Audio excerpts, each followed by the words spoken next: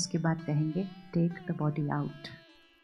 परिवार भी आकर उस डॉक्टर से कहेगा हम बॉडी को घर कब लेकर जा सकते हैं। एक क्षण में वो सिर्फ एक बॉडी है। हमारा रिश्ता उस बॉडी से थोड़ी था, क्योंकि हम बॉडी को तो संभाल के रखते ही नहीं। उसके बाद हम तो फटाफट प्रोग्राम बनाना शुरू करते हैं। तो हमारा रिश्ता किसके साथ था? हमारा रिश्ता किसके साथ था? जो उस बॉडी के थ्रू हमसे इंटरैक्ट करते थे। जब हम कहते हैं हम ह्यूमन बीइंग हैं, ह्यूमन बीइंग दो शब्द हैं। ह्यूमन, ह्यूमस, मिट्टी, मिट्टी का बना है, मिट्टी में खत्म हो जाएगा। बीइंग, शक्ति जो इस शरीर को चलाती है, जिसको हम अलग अलग शब्दों से पुकारते हैं। हम उसको बीइंग कह सकते हैं, हम उसको कॉन्शियसनेस कह सकते हैं, हम उसको लाइट, पावर, स्पिरिट, आत्मा, एनर्जी, कोई भी शब्द यूज़ कर सकते हैं। शब्द इम्पोर्टेंट नहीं है, अंडरस्टैंडिंग इम्पोर्टेंट है कि मैं शरीर नहीं हूँ, मैं रोल नहीं हूँ, मैं पोजीशन नहीं हूँ, मैं कुछ नहीं हूँ। ये सब कुछ मैंने अक्वायर किया है और ये सब कुछ बहुत इम्पोर्टेंट है और मैंने बहुत अक्वायर करना भी है। आपको कोई आकर एक सुंदर सा गिफ्ट देता है, उसका रैपिंग पेपर बहुत प्यारा होता है। आजकल कितने प्यारे प्यारे रैपिंग पेपर होते हैं कि नहीं?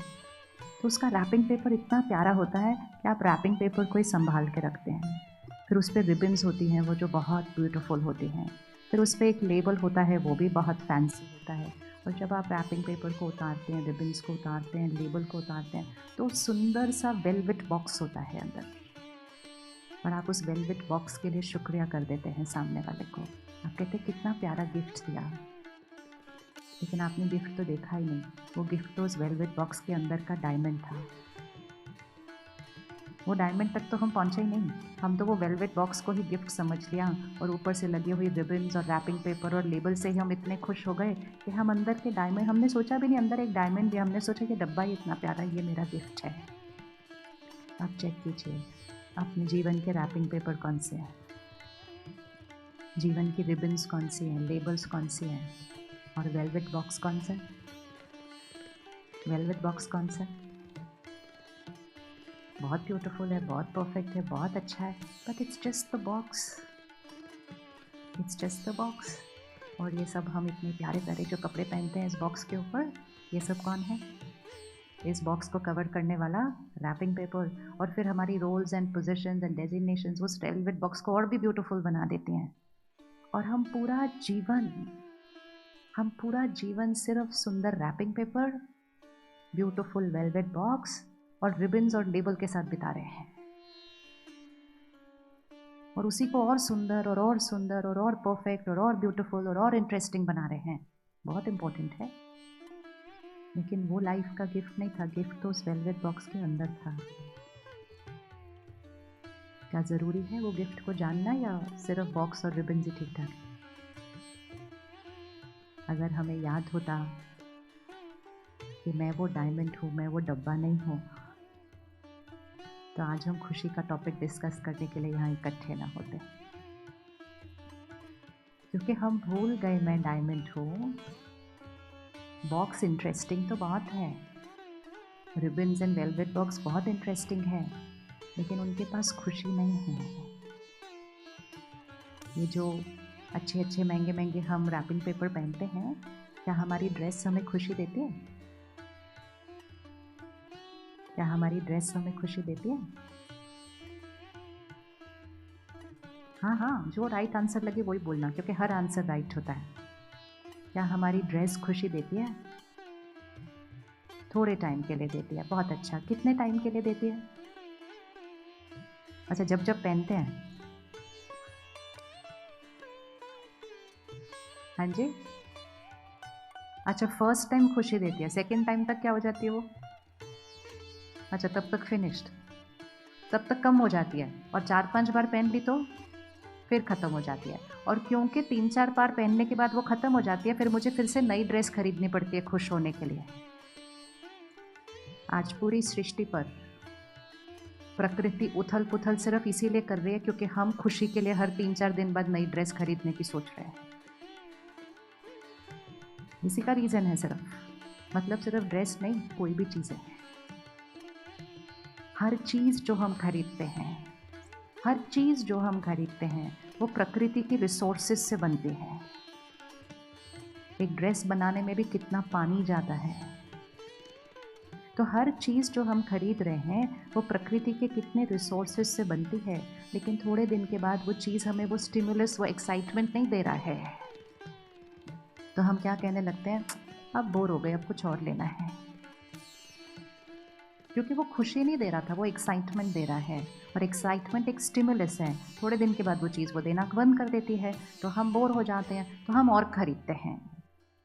और आजकल क्योंकि हमारे पास पैसा है, तो हमारे को खरीदने में कोई प्रॉब्लम नहीं है। तो कोई आपसे पूछे, भैया आपकी अलमारी में इतने कपड़े हैं, अब और क्यों लेने हैं? तो हम एक बहुत सिंपल बात बोलते हैं, हम बोलते हैं I earn, I can afford it, which is true. मैं इतनी मेहनत क्यों करती हूँ, या मैं इतनी मेहनत क्यों करता हूँ, ताकि मेरे पास उतना धन हो कि मैं जो खरीदना चाहूँ मैं खरीद सकता हूँ। वेरी गुड, हम अफोर्ड कर सकते हैं। लेकिन अब वो समय आ गया है अपने आप से पूछने का, क्या ये सृष्टि अफोर्ड कर सकती है? अफोर्ड कर सकती है? यस और नो? नो। तो आपको नहीं लगता हमें थोड़ा सा इस सृष्टि का ध्यान रखना शुरू करना पड़ेगा? साइंटिस्ट पूरी दुनिया से इकट्ठे होते हैं सिर्फ इस बात पर डिस्कस करने के लिए कि इस प्लैनेट के रिसोर्सेज को कैसे बचाना है। लेकिन वो कितना भी प्रयास कर लें, वो इस प्लैनेट के रिसोर्सेज को नहीं बचा पाएंगे जब तक हम अपने जीवन में सादगी नहीं लेकर आएंगे। जब तक हम चीज़ें ज़रूरत के लिए खरीदना ना शुरू करें, बजाय कि खुशी के लिए खरीद रहे हैं। और वो जो हमने कहा कि 4-5 बार पहनने के बाद तक तो खुशी मिलती है, उसको भी चेक कर लेना कि खुशी क्या ड्रेस देती है, खुशी क्या फ़ोन देता है, खुशी क्या कार देती है। अभी अभी आपने एक नई कार खरीदी, आज ही खरीदी, इसी मॉर्निंग, और आप उस कार में बैठे हैं। कार खरीदना बहुत इम्पोर्टेंट है, लेकिन पता होना चाहिए किस चीज़ के लिए खरीद रहे हैं। कार किस चीज़ के लिए खरीदी जाती है? Just to travel. फ़ोन किस चीज़ के लिए खरीदा जाता है? Just to communicate. कपड़े किस चीज़ के लिए खरीदे जाते हैं? Just to cover the body. लेकिन जब हम ये सारी चीज़ें खरीदते हैं जो बहुत इम्पोर्टेंट हैं, लेकिन किस लिए इम्पोर्टेंट है? हमें फ़िज़िकल कंफर्ट देने के लिए इम्पोर्टेंट है। हमेशा याद रखना है, कोई भी फ़िज़िकल चीज़ सिर्फ फ़िज़िकल कंफर्ट दे सकती है, वो बनी ही फ़िज़िकल कंफर्ट देने के लिए है। अगली बार जब आप फ़ोन खरीदेंगे या कार खरीदेंगे, तो उसके साथ एक मैनुअल मिलता है। मैनुअल पे सारी चीज़ें बहुत क्लियरली लिखी होती हैं कि ये फ़ोन क्या-क्या दे सकता है, ये गाड़ी क्या-क्या दे सकती है। किसी भी मैन्युफैक्चरर ने कहीं भी नहीं लिखा हुआ कि ये खुशी देने के लिए बनाई गई है। किसी ने नहीं लिखा कहीं पे भी, क्योंकि वो बनी नहीं है खुशी देने के लिए। वो हमें आराम देने के लिए बनाई गई है। लेकिन हमने सोचा कि हमें खुशी किस चीज़ से मिलेगी, इन चीज़ों से मिलेगी। और फिर हमारे इस संस्कार को दुनिया ने यूज़ करना शुरू कर दिया, तो उन्होंने बड़े बड़े होर्डिंग्स लगा दिए, बड़ी बड़ी एडवर्टाइजमेंट कर दी, हैप्पी फेस और वो ऑब्जेक्ट। तो हमने सोचा मैंने अगर ये ऑब्जेक्ट खरीद लिया, मेरा हैप्पी फेस हो जाएगा ऐसे वाला। खुशी चीज़ से नहीं मिलती, चीज़ खरीदने के बाद हम जो थॉट क्रिएट करते हैं कि मैंने ये खरीद लिया, मेरे पास ये आ गया, तो मुझे खुशी मिलती है। खुशी वो चीज़ से नहीं, खुशी उस चीज़ के बारे में क्रिएट की हुई थॉट से मिलती है। और आपने बहुत मेहनत से पैसे जमा करके आज एक नई गाड़ी खरीदी या नया फ़ोन खरीदा, और आप वो थॉट क्रिएट करके बहुत खुश हैं, और इमीडिएटली आपका कोई फ्रेंड आया और कहा ये कौन सा खरीदा है, ये तो मॉडल नया नहीं है। Gone, gone. गाड़ी वहीं खड़ी है, अभी तो बैठे भी नहीं उसमें, लेकिन किसी ने आकर एक लाइन कही जिससे मेरी थॉट चेंज हो गई, और जैसे मेरी थॉट चेंज हो गई मेरी खुशी बदल गई।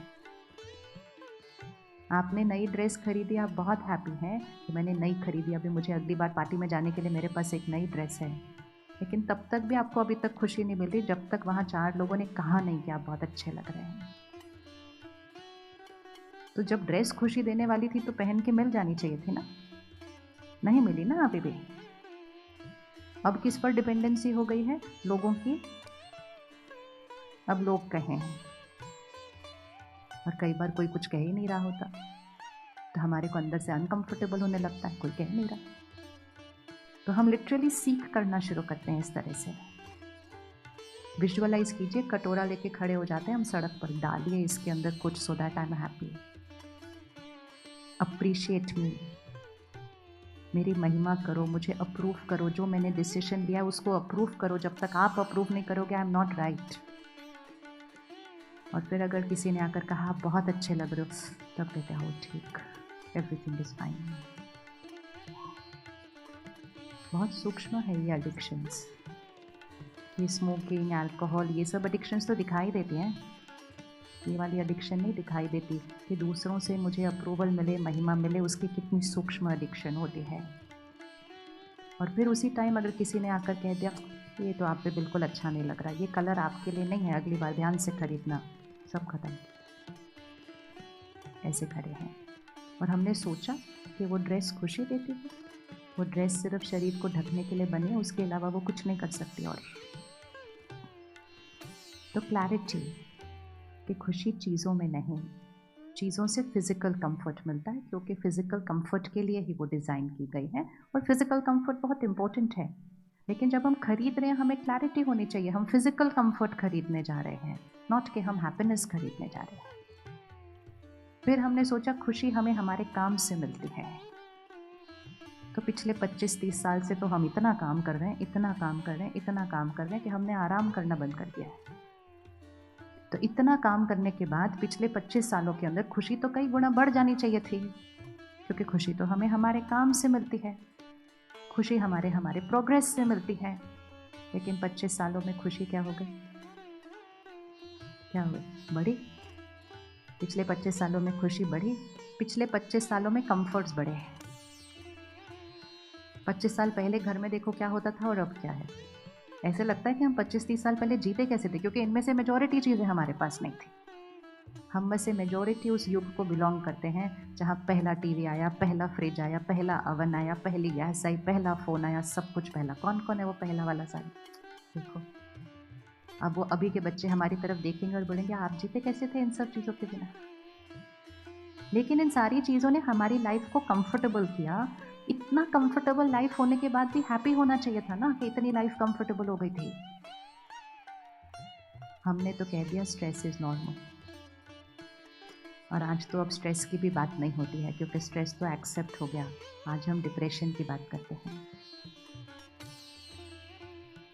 जब चीज़ें इतनी कम थी, साधन इतने कम थे, घर इतने छोटे थे, गाड़ियाँ नहीं थी, बड़े बड़े परिवार एक घर में रहते थे।